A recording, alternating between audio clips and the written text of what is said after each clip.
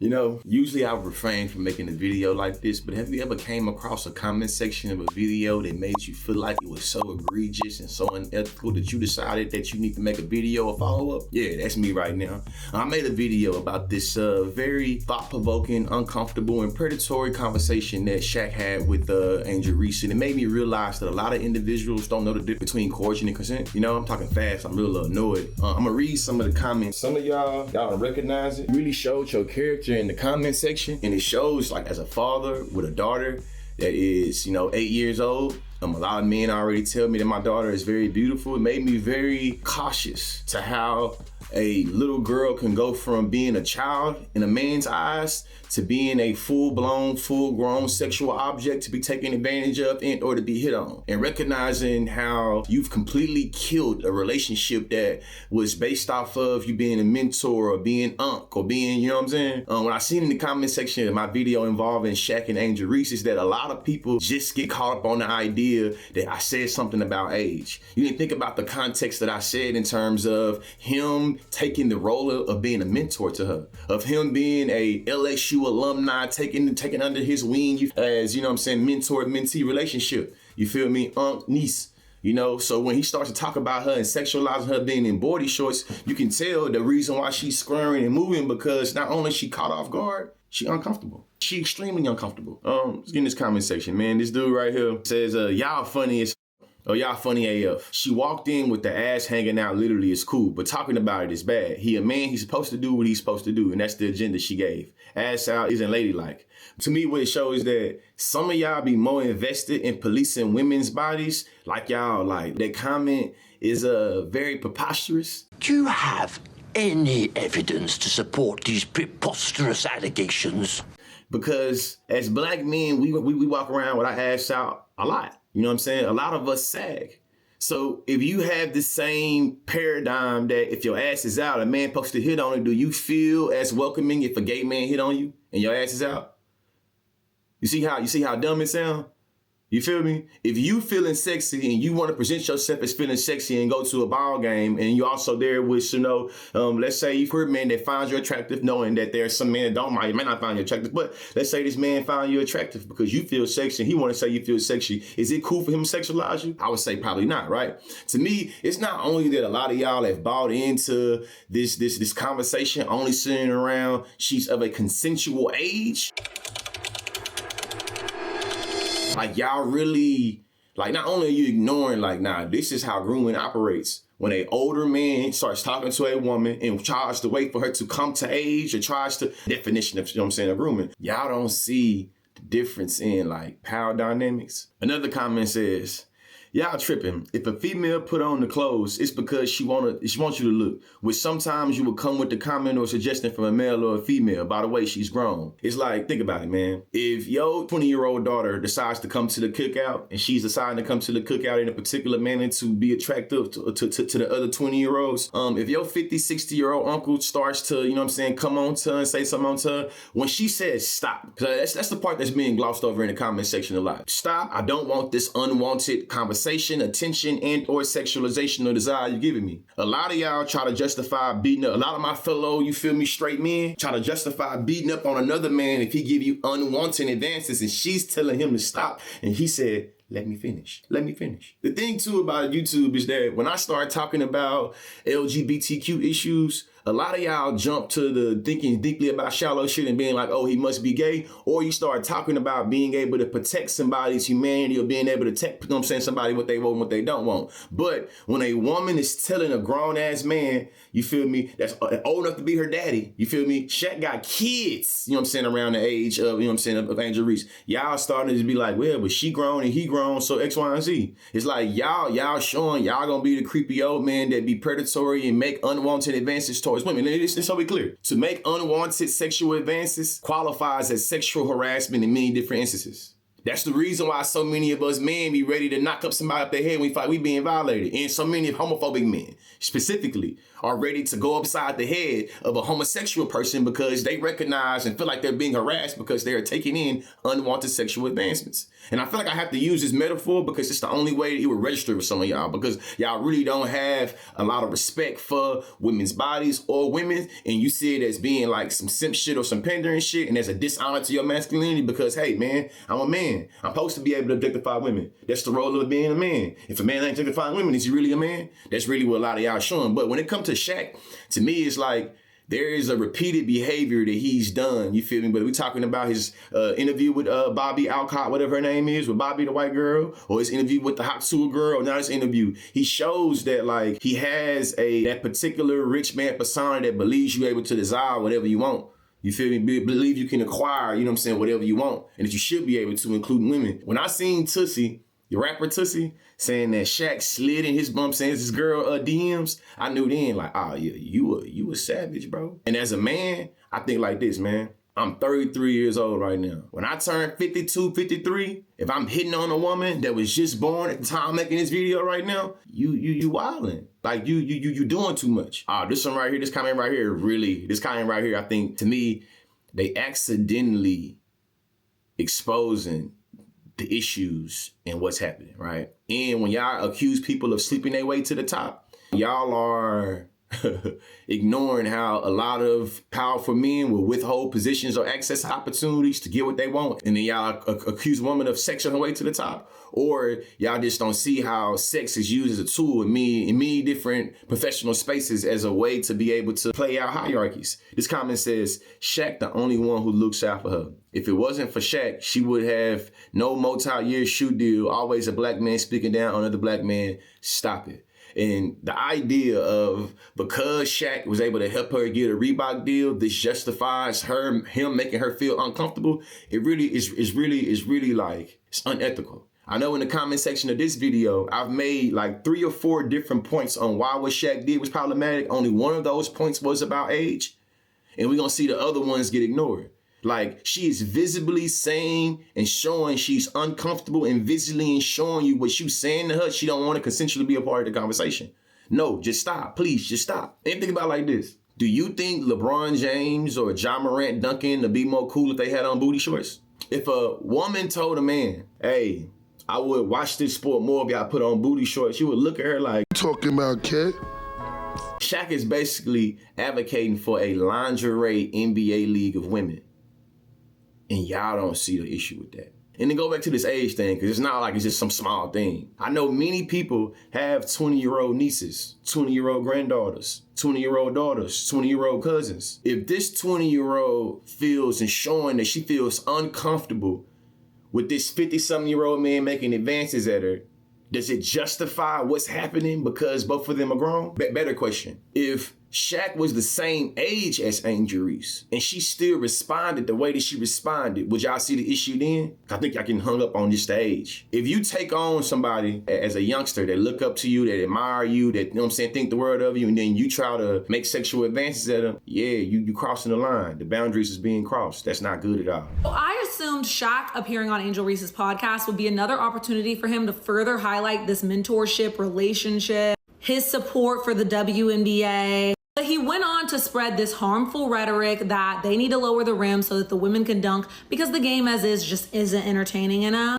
But for him to say, imagine you dunking in those little ass shorts you wore on Wild 'N Out, imagine how many t-shirts you would sell.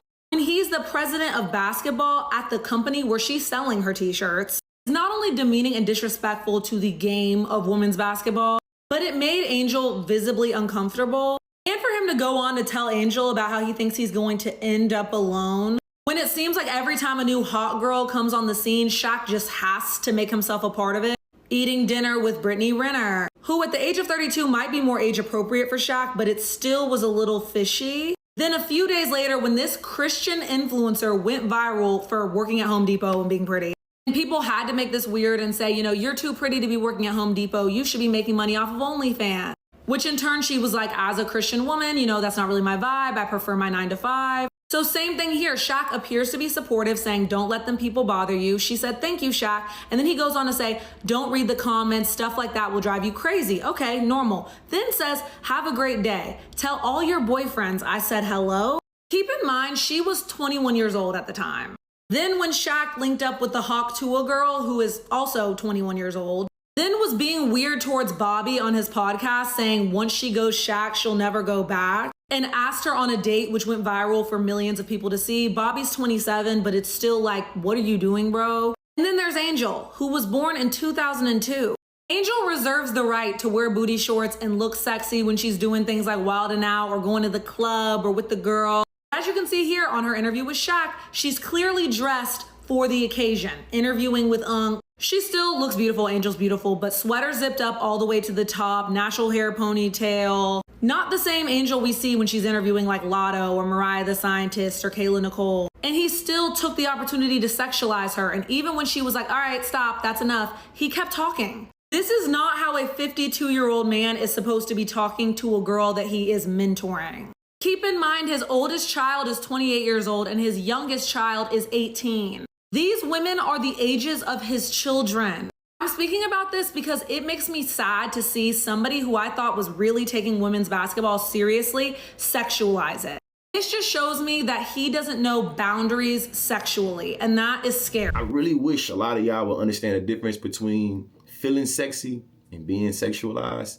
And just, I know so many of my fellow heterosexual men, we know the difference between feeling sexy and being over-sexualized, because when we go out, we want to, feel like we the man, feel like we feel attractive, feel like we finna get something out there, feel like we finna get some lookers. You know what I'm saying? We don't want the lookers or the person that's trying to get at us to be, you feel me, of the same gender. You know what I mean? That's unwanted. This woman is showing that it is unwanted what Shaq is doing to her. Dude, so what? You ain't 52 yet, so why you speak on it? A 22-year-old woman is a grown woman, not a little girl. Oh yes, sir, you are a predator. Like an online predator lost his laptop. Another comment. So, to dress like she does publicly, I guess when she comes around a 50-year-old man, the 50-year-old man shouldn't be one. Stop being human male. It's like, listen. The same argument that we make, you feel me? Man, I'm agree to how I meet her. If she dressed like a hoe, I'm gonna treat her like a hoe. If she dressed like a woman, I'm gonna treat her like a woman. Y'all know that the white supremacist Ku Klux Klan supporters do the same thing to us as black men. If he dressed like a thug, I'm gonna treat him like a thug. If he dressed like a criminal, I'm gonna treat him like a criminal. And the whole time how you dress is just some black urban hip hop tie around. So whose perception has to become a reality? Is it the white supremacist that's viewing you that has to become the reality, or the way you view yourself that has to be the reality? You know, W.E. Du Bois talked about how we should have a double consciousness and always be mindful of how the world sees us, how we see ourselves. But when it comes to the white supremacist gaze, of being like, I'm going to treat this man as a threat to my humanity and kill them or say something to them that's racist because I believe how they dress. I believe I should be justified in doing them this way. We know that's wrong. So how does it make sense to flip that same logic on women? Should you dress like a hoe? Treat you like a hoe. Sound a lot like when law enforcement said, hey man, like literally, hey, I got on a hat and a hoodie. If I'm walking down the street or going somewhere and y'all say, hey, you act like you dress like a third, I'm dressing like a criminal. Like what? Really come down to it, a lot of y'all got the same man. Y'all are gender George Zimmermans. The way that George Zimmerman viewed Trayvon Martin's race because he had on, you know what I'm saying, a hoodie, it's the same way that y'all view women, you feel me, when y'all fight, they got their ass out. A lot of y'all be showing too that I feel like y'all love to throw around the word simp, but to me it show like, nah, y'all be the simps that get denied by women that you want, and probably the women that you be trying to get after and go after be the women that be dressed this way and they don't want your ass. And you be feeling like, well, you advertising it, so if you're advertising, I should be able to get what I want. Hey, listen, man, advertising is a marketing term. Two things, right? The first thing I'm gonna say is probably a bad metaphor. It's a bad metaphor because it doesn't apply to the way in which bodies operate in terms of humans. It's not transactional based off of being able to get some money. But even in the metaphor of markets, and then they're talking about when you advertise and you promoting it, if you can't afford or access what's being promoted, you can't have it, you can't touch it. Have you ever heard the concept of window shopping? Even in this metaphor, you still see how objectifying it is. It bothers me that a lot of y'all be so hard That y'all be willing to prove y'all humanity to another man at the expense of women, and you don't see it as simping. Y'all say simping is when a man go out of their way to get attention from a woman, especially they trying to get attention from a woman and saying some shit that don't benefit them or that's not true or they just over-exaggerating and going out that way. Y'all boys would literally, I'm talking about tap dance and cap for the affirmation of another man at the expense of women talking about you anti-sipping. Literally, man, this woman right here is showing that her body feels like it is being threatened or made uncomfortable, and y'all being like, yeah, a man gonna be a man. You know who also believes that? White supremacists. KKK and all of the Ku Klux Klan and white supremacists trying to justify the language of Donald Trump talking about grabbing and literally, you feel me, disrespecting the bodies of women. They use the argument that boys will be boys, men will be men. It's some comments in that video, man. It's some comments on that video literally like, because you're a 52-year-old man, he gotta stop being a man. If you 50-something years old and you still making women feel uncomfortable and not being able to read the room the same you was when you was 32 or 22, how like what do is that what we are applauding? Is that what we are encouraging? As a culture, as a community, we're gonna applaud, hey, listen, man, the same way you relate to women at 22 and at 18 and at 32 should be the same way you relate to women when you're 52 years old. Shaq got daughters. Do y'all think that if Derek Fisher or somebody that Shaq played on the team with would allow for them to talk about their daughter like that? If one of his former teammates, somebody he played against basketball with, start talking about his 22, 23-year-old daughter like that, and their daughter is showing, hey, stop, I don't want to hear this. Would Shaq go for that shit? Oh, baby. He's being a man. Your ass do be out. Like, what are we seeing? And to me, this right here be crazy. Like, in our society, we tend to say that women mature faster than boys, but that never translates to like money or access, opportunity, because we tend to deny women of things because we say they're too emotional. The point I'm making right now is like a lot of us will over-sexualize women, taking their, you feel me, childhood away from them. And then when they become adults, we don't understand the way in which you still trivialize, pathologize their sexuality because you believe that they sexualize themselves, that gives you a credence too. As a matter of fact, we watched the movie Wood and he say, yeah, so ugly ass shit, I know I look better than him. A lot of y'all be coming off like that. If you are a person listening to this video though, right, and are a man, you feel me, if you're a grown man, whether you 18 or 38 or 48, listen, if you start to mentor a young woman, no matter how beautiful you think this young woman is or how beautiful you think this young woman is growing into, if you speak on her appearance, especially in a sexual way, you have now created a climate that makes it where she no longer can see you as being the mentor, being the person she look up to like this because she know you just like all the rest of the dudes she come across. You trying to get some. As a former educator, you feel me? Somebody that was a professor that was literally only teaching, you know what I'm saying, women of age. It scares me when I see other grown men just talking about consensual age. It's like, hey, y'all, the way y'all think justifies putting a lot of women college students in positions because, hey, they're grown. So if you come to the classroom looking a particular way and I'm a man, I'm your professor, I should be able to do what I want to do because you're advertising, promoting it. It's like, y'all don't understand boundaries, y'all don't understand power dynamics. And that's the reason why so many women be unprotected. That's the reason why they created Title IX shit, because we know that it's like the climate we live in. Her and Shaq was having a conversation about the marketability of the WNBA, and he started talking about booty shorts. So we know that they say, hey, sex sells, sex is marketing. What does it mean to talk about marketing a product that, you know what I'm saying, that has women all around it and making it where it has to be sexualized? So what you're saying is when families let their daughters play basketball, they have to subject and consent to them being sexualized. That's the only way they're going to be able to make it to the league and get paid like men do, which is cap. This video, I think of Sue Bird talking about how a lot of y'all make straw man arguments and making it out the WNBA, talking about getting paid more equitably as saying they should get paid the same thing as saying LeBron James. They're saying they should get paid the same percentage, you feel me, of the same percentage of what they get paid. So if it's like 5% of 10 billion, ain't gonna be the same thing as 5% of 100 million. They just saying they should get the same percentage of the revenue that the NBA players getting. Not that the top NBA player, you feel me, and you know what I'm saying, the top WNBA player should be paid the same way as the top NBA player. They recognize that that's not how profits and that's not how marketing works. They understand that the way in which revenue is produced over here ain't the same way as revenue is produced over there. But they're not asking for that. Most of them are asking for a equal percentage. But it just showed me though, it's like, when I think about power and privilege, a lot of us are in positions of power. When I was in college, I learned about this literature base called whiteness. And what it said is that whiteness is the most powerful when it's invisible, and whiteness is not a skin tone. Whiteness is a methodology, or it's an ontology, orienting your being. You feel me? It's a epistemology and ontology, fancy ass words I learned in political debate. My concept in terms of talking about whiteness, though, is how power always wants to go unidentified and unseen. And how a lot of us, even in the conversations about like gender, we will want to camouflage the way in which masculinity and patriarchy and maleness operates in certain instances to try to really consider that power. The same way I think about it like this. The NBA is called the National Basketball Association.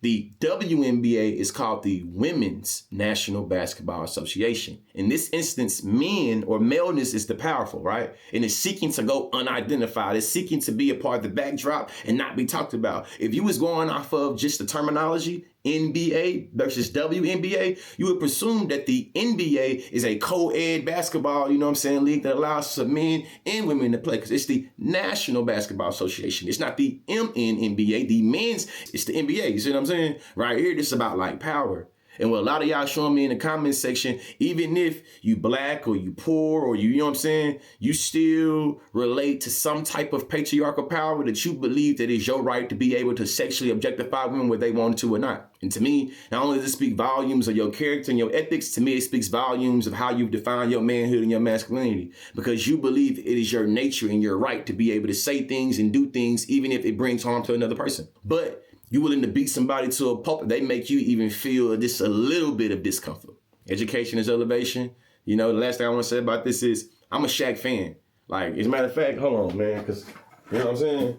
Like, this right here go back to when I was in high school, you feel me? Like, in my mind, Shaquille, because I want to be clear, I'm not just being no hating ass, you know what I'm saying? Like, Shaquille O'Neal is literally my top 3 favorite NBA players to ever play the game because of how dominant he was, because of how great he was. But I'm not going to allow for me to be like, man, because Shaq is one of my favorite one of my favorite NBA players in the world, because Shaq is my favorite NBA player to ever play, this means I can't be critical of the way he orient and the way he make other black women feel uncomfortable. I can't do that. That my ethics don't work that way. You know what I'm saying? I'm an NBA fan. As a matter of fact, I like Shaq so much that I stopped rocking with the Lakers.